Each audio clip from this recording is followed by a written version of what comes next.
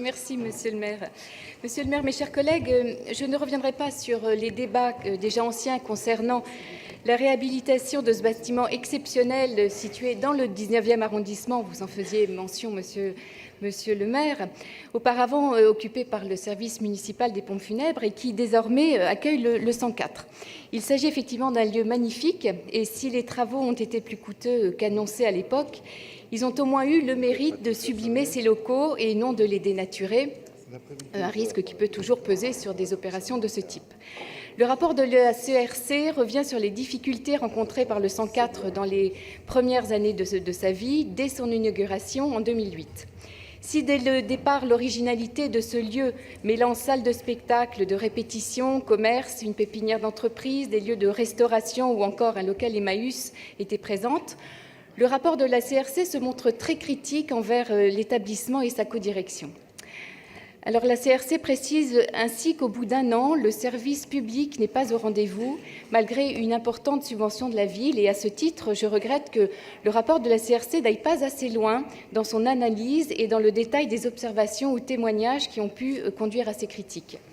Loin de moi l'idée de vouloir à tout prix enfoncer le clou envers les anciens codirecteurs du 104, mais en savoir plus sur les raisons de cet échec aurait pu être éclairant en termes d'évaluation des politiques publiques.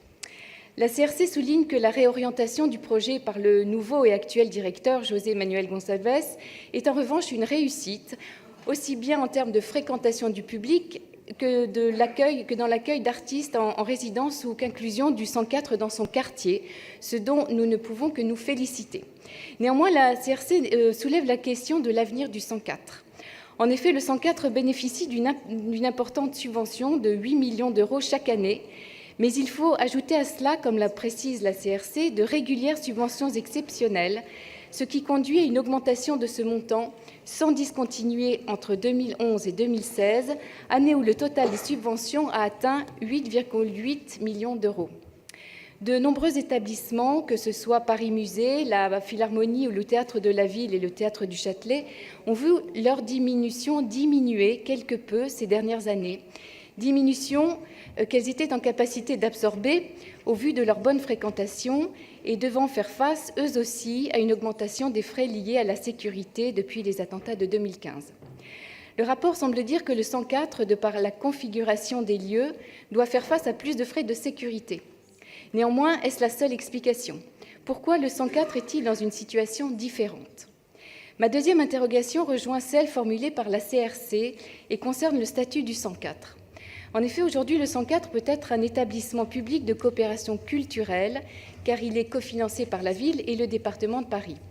La CRC estime que la réforme du statut de Paris et la fusion de la ville et du département en collectivité unique rendra de facto impossible la poursuite d'un EPCC pour le 104, à moins de trouver un autre partenaire. Monsieur le maire, quelle solution envisagez-vous pour le futur statut du 104 ? Et quelles pistes de réforme souhaitez-vous mener pour que l'équilibre financier de cet établissement ne repose plus sur des subventions exceptionnelles de la ville, mais qu'à l'instar des autres établissements culturels, la part d'autofinancement puisse croître ? Je terminerai enfin par un autre point abordé par la CRC, le recours au 104 au budget participatif pour financer l'un de ses projets. La CRC estime qu'il s'agit là d'un dévoiement de l'idée même du budget participatif, ce que réfute la ville. Pour ma part, nous considérons qu'avoir accepté la candidature du 104 ne doit pas devenir un précédent qui verrait par la suite la candidature de plus en plus d'établissements ou d'associations, quand bien même leurs projets seraient louables et intéressants.